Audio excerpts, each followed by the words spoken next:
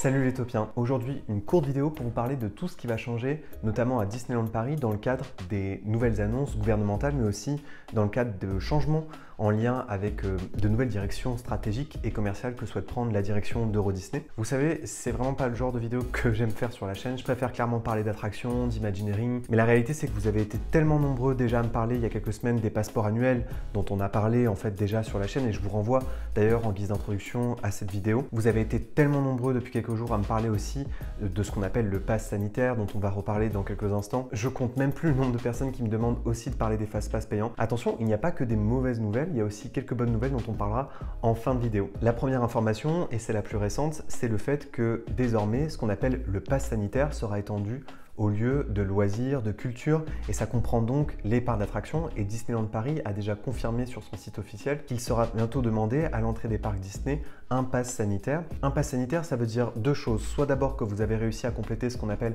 un schéma de vaccination complet. Ça veut dire que vous avez donc vos 2 doses et que ça fait plus de 2 semaines que vos 2 doses vous ont été administrées. Cela veut dire aussi que vous pouvez vous présenter à l'entrée du parc avec un test PCR. Et donc Disneyland Paris a décidé plutôt que de fermer son parc, que de continuer à tenter l'accueil de nouveaux visiteurs. Donc Disneyland Paris va devoir une nouvelle fois adapter ses opérations sur site et donc ils vont devoir former leurs cast members à la vérification de ce fameux pass sanitaire. Donc ce sera soit peut-être au contrôle de sécurité puisqu'on considère qu'on est finalement dans le parc Disney dès le Disney Village, soit peut-être à l'entrée des 2 parcs à thème. En France, la plupart des passes sanitaires sont surtout vérifiés sur l'application Tous Anti-Covid que vous pouvez télécharger sur vos smartphones. C'est ici que vous entrez les QR codes qu'on vous donne une fois que vous avez reçu vos 2 injections. Le pass sanitaire, on savait que ça allait arriver à Disneyland Paris un jour ou l'autre.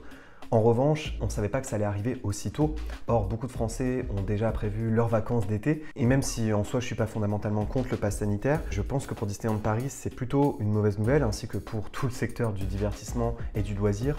C'est pour ça d'ailleurs que certains restaurateurs se mobilisent pour faire en sorte que le pass sanitaire soit décalé à la rentrée, au lieu qu'il soit mis en vigueur dès le mois d'août pour les restaurateurs, mais dès le 21 juillet pour les parcs à thème. En revanche, le ministre de la Santé a annoncé plutôt une bonne nouvelle, c'est que finalement, une fois que ce pass sanitaire sera mis en place, eh bien peut-être que petit à petit, dans ces lieux où le pass sanitaire est en vigueur, il sera possible de ne plus venir avec un masque sur le visage. En tout cas, le masque ne sera peut-être plus obligatoire. Il faudra voir si Disneyland Paris décide de faire comme à Walt Disney World et à Disneyland Resort, où désormais le port du masque n'est plus obligatoire pour les personnes vaccinées. Et je pense que dès la rentrée, effectivement, le pass sanitaire rentrera un peu plus dans les mœurs et que les parcs à thème pourront accueillir de nouveau tout le public qu'ils souhaitaient à l'origine accueillir. C'est vrai que pour le mois d'août, ça semble un peu compromis et je pense que ça va se ressentir sur la fréquentation puisque beaucoup de Français ne sont pas arrivés à terme de leur schéma vaccinal dit complet. On continue avec les mauvaises nouvelles, quoique il y en a qui ont trouvé que c'était pas une si mauvaise nouvelle que ça, mais enfin on a quand même tous été des grands consommateurs de fast-pass à Disneyland Paris et c'est vrai que c'était une façon de pratiquer le parc pour les passeports annuels qui était plutôt agréable et qui était plutôt en leur faveur. Les fast-pass, c'était ces tickets gratuits que vous veniez retirer aux attractions qui vous permettaient d'emprunter des files où le temps d'attente était clairement réduit. C'était des sortes de coupe-fils, des coupe-fils gratuits. Et c'était un système assez unique à la fois en Europe, mais aussi même dans le monde, puisque la plupart des coupe-fils en réalité sont payants dans la plupart des parcs à thème. En Europe, il me semble que par exemple, il y a Europa Park qui met ça à disposition gratuitement. Disneyland Resort et Walt Disney World sont aussi 2 parcs qui proposaient ce système-là à peu près similaire et gratuitement. C'était parmi les seuls parcs que j'ai visités qui proposaient un système comme ça gratuit. En revanche, dans des parcs comme Port Aventura, le Puy du Fou ou Universal, évidemment, les coupe-fils sont payants et souvent ils sont très chers. Et désormais, il y aura un système de coupe-fils payant à Disneyland Paris qui remplacera totalement l'utilisation des fast-pass gratuits. Et là, vous avez été tellement nombreux à me demander mon avis là-dessus. Je vous propose d'abord qu'on regarde ensemble quel est le concept de ce qui s'appellera donc le Disney Premier Access. D'ailleurs, pas très malin de l'appeler comme ça puisque Disney Plus a un système d'accès premium qui porte exactement le même nom, donc c'est un peu étrange de l'avoir appelé comme ça. Donc qu'est-ce que vous garantit le Disney Premier Access? C'est un accès à ce qu'on appelle la voie rapide, donc ils vont réutiliser les anciennes files Fastpass et donc ça permet d'éviter la file d'attente dite standard. Attention, ça ne veut pas dire que vous n'allez pas forcément ne pas attendre. Le Disney Premier Access, c'est un système de Fastpass digital. Ça s'achète uniquement via l'application de Disneyland Paris. Et puis, sur la page d'accueil, ils sont très fiers de dire que ça coûte qu'entre 8 et 15 euros. Non, oui, ça coûte entre 8 et 15 euros pour une attraction et par personne.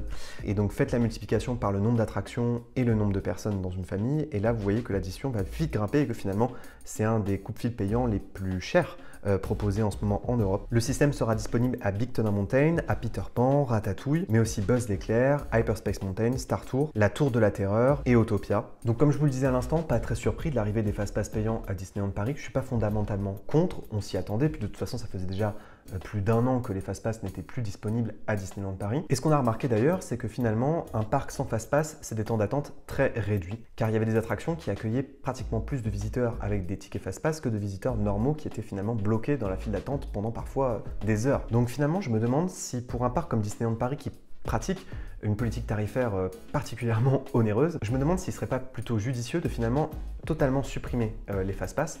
Mais comme on en a parlé ensemble dans la vidéo sur les passeports annuels, en ce moment, Disneyland Paris, ils ont besoin de cash. Et les coups de fil, c'est la nouvelle machine à cash des parcs d'attractions.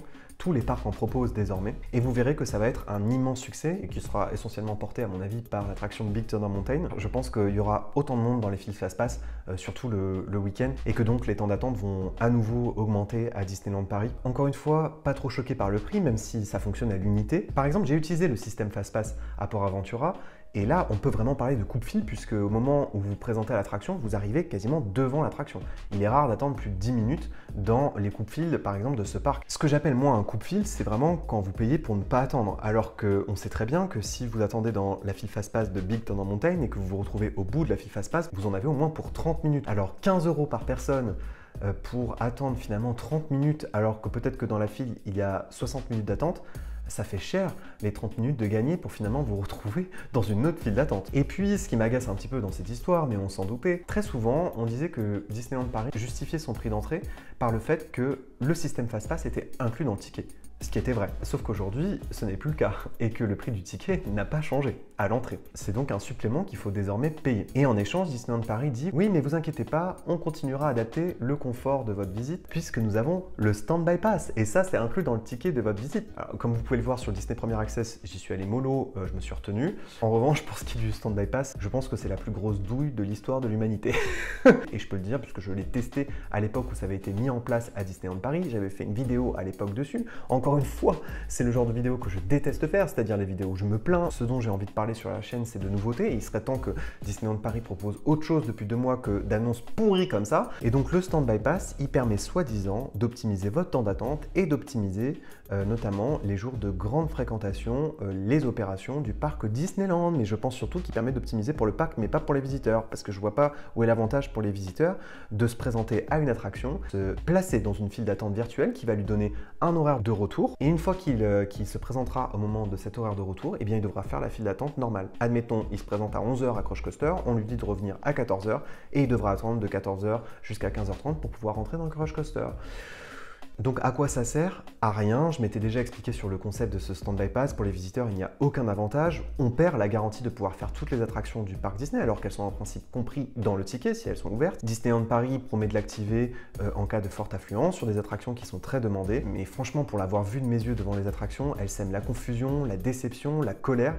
Elle va fortement dégrader la qualité de votre visite à Disneyland Paris. Et Disneyland se vante en disant c'est gratuit et c'est facile. Mais encore heureux que ce soit gratuit, il manquerait plus que ce soit payant. Je serais plutôt favorable à la mise en place de ce qu'on appelle les queues virtuelles, comme ça a été le cas sur des attractions comme Rise of Resistance aux États-Unis. Donc là, vous faites la queue virtuellement et au moment où vous vous présentez dans l'attraction, en réalité, l'attraction est plus ou moins vide et vous avez que 5 à 10 minutes d'attente et donc vous avez fait virtuellement la queue.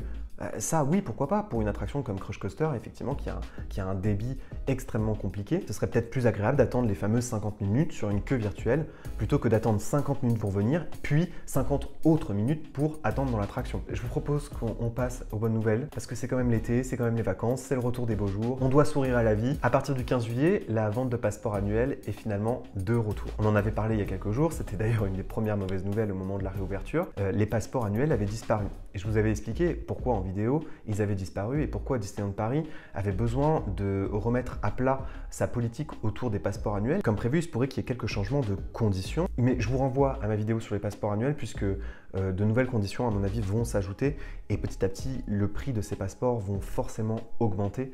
Je vous propose de conclure sur une vraie bonne nouvelle, je vous jure, cette fois-ci, c'est une vraie bonne nouvelle. C'est le retour des saisons et des soirées à Disneyland Paris. Donc c'est confirmé, du 1er octobre au 7 novembre, ce sera la saison Halloween qui sera proposée à Disneyland Paris avec sans doute le retour de happening et de petits spectacles comme c'était le cas l'année dernière. Mais surtout, c'est le retour tant attendu de la saison de Noël. qui n'avait pas pu avoir lieu l'année dernière. Donc ça fait 1 an sans saison de Noël à Disneyland Paris et elle sera proposée du 13 novembre jusqu'au 9 janvier. Et le vrai événement, c'est aussi le retour des soirées. Ça fait plaisir de voir que Disneyland Paris a déjà mis en vente des tickets pour sa soirée Halloween. La soirée Halloween Disney, elle coûtera désormais 89 € par personne, donc elle a un petit peu augmenté. Voilà les topiens. Bien entendu, je serais très curieux de voir quelle sera l'avis général à la fois sur l'arrivée du pass sanitaire, mais aussi sur l'arrivée des fast-pass payants à Disneyland Paris. N'hésitez pas à partager en commentaire vos expériences dans les autres parcs, à la fois d'Europe, mais des États-Unis, pour comparer et pour voir si finalement Disneyland Paris se positionne bien par rapport au marché ou si au contraire ils sont trop chers, encore une fois. Merci d'avoir regardé cette vidéo et n'oubliez pas que vos rêves sont éternels. Bye les copains!